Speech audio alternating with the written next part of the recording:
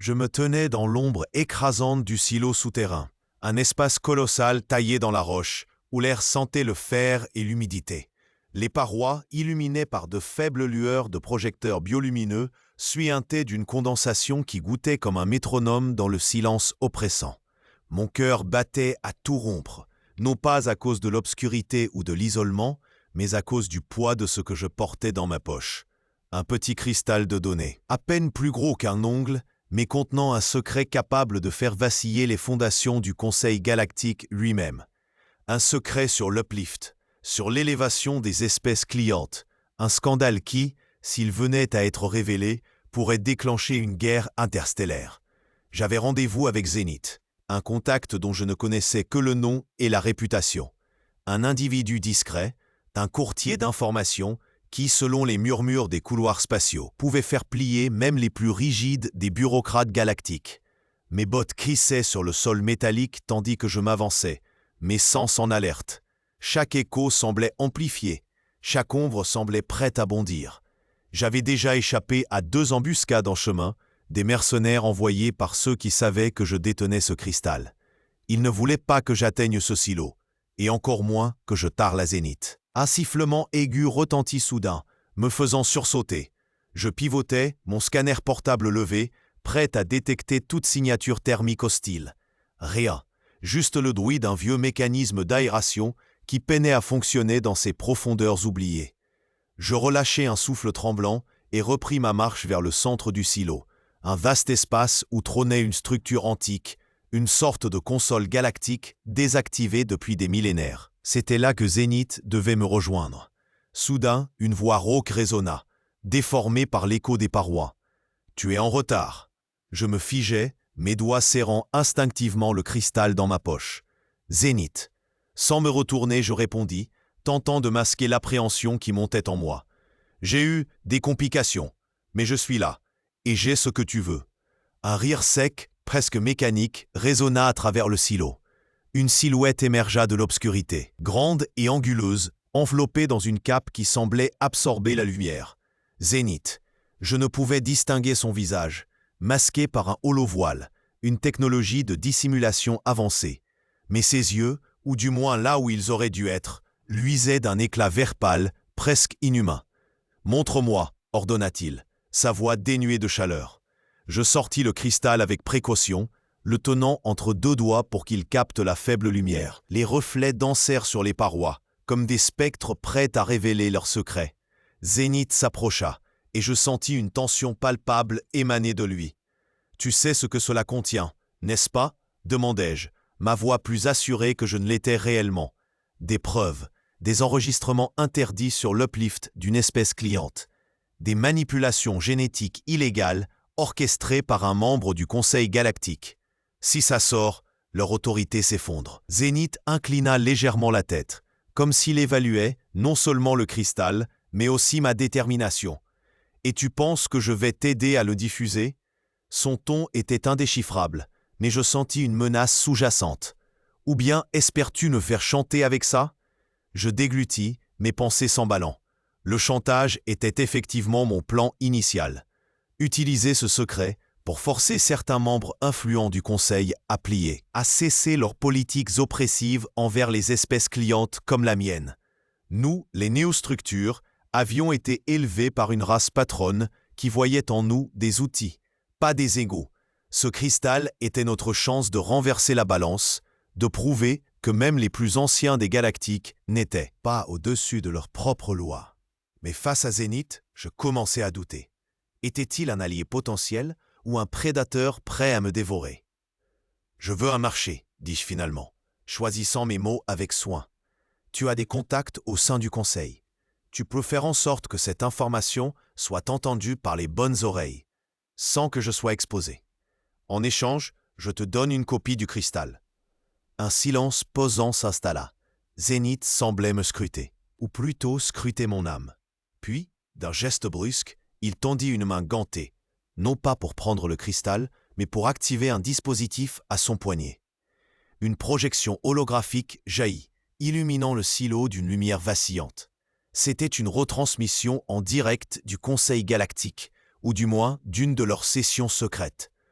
Je reconnus immédiatement les silhouettes imposantes des représentants des espèces anciennes, leur voix résonnant avec une gravité inhumaine. « Ils parlent de toi, » murmura Zénith, un sourire cruel perçant dans sa voix. « Ils savent que tu as quelque chose, et ils ont déjà décidé de te traquer jusqu'à la mort. » Mon estomac se noua. Comment pouvaient-ils savoir? J'avais pris toutes les précautions possibles, effacé mes traces, voyagé sous des identités falsifiées. Pourtant, Zénith semblait lire dans mes pensées.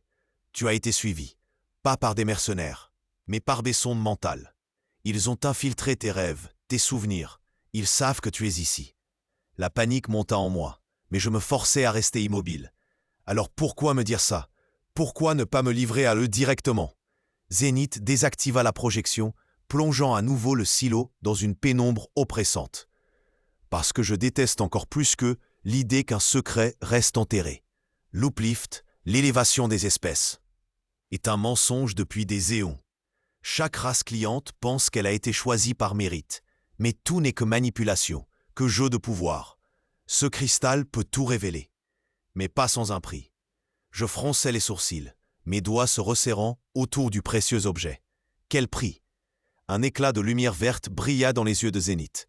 Ton silence. Une fois que j'aurai diffusé ceci, tu disparaîtras, littéralement. Pas de traces, pas de souvenirs. J'ai les moyens de te rendre invisible. Mais tu dois me faire confiance.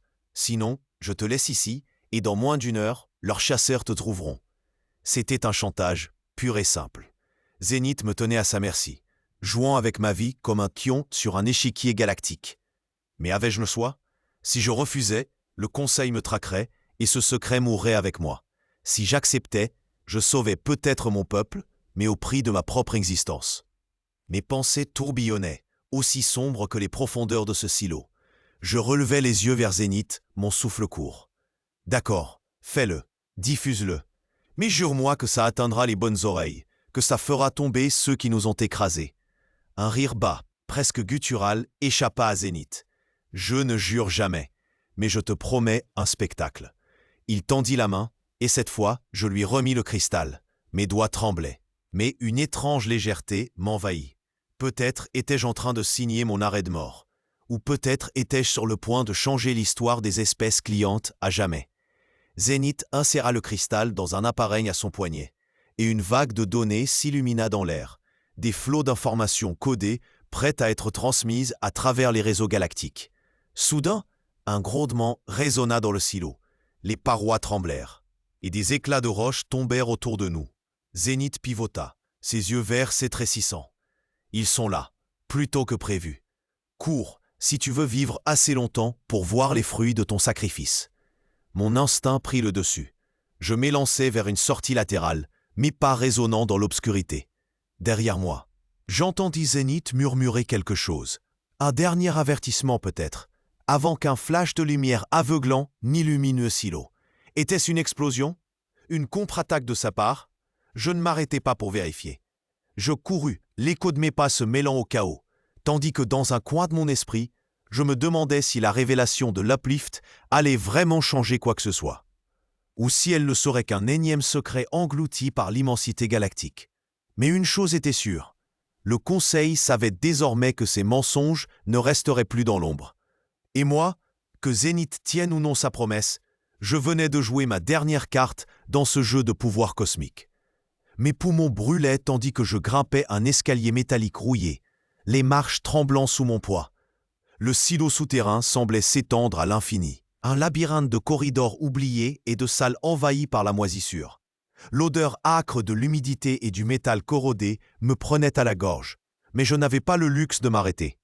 Derrière moi, un grondement sourd faisait vibrer les parois, comme si le silo lui-même protestait contre le chaos que nous avions déclenché.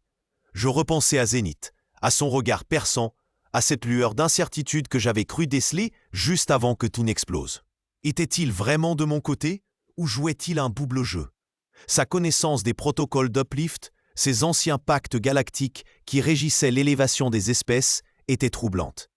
Il avait parlé d'une faille dans les archives du Conseil, une vérité cachée sur l'origine de notre propre ascension. Si ce qu'il disait était vrai, alors tout ce que nous pensions savoir sur notre place dans la galaxie n'était qu'un tissu de mensonges. Je débouchais dans une salle immense, où des machines désactivées, recouvertes de poussière, s'alignaient comme des sentinelles oubliées. Un vieux terminal clignotait faiblement dans un coin, son écran fissuré affichant des glyphes que je ne pouvais déchiffrer. Mon cœur s'accéléra. Si je pouvais accéder à ces données, peut-être pourrais-je confirmer les dires de Zénith. Mais un craquement résonna derrière moi, et je me figeai. Quelque chose, ou quelqu'un, m'avait suivi. Mon souffle se fit court. Étais-je traqué par les agents du Conseil? Ou pire, par une entité issue des profondeurs du silo?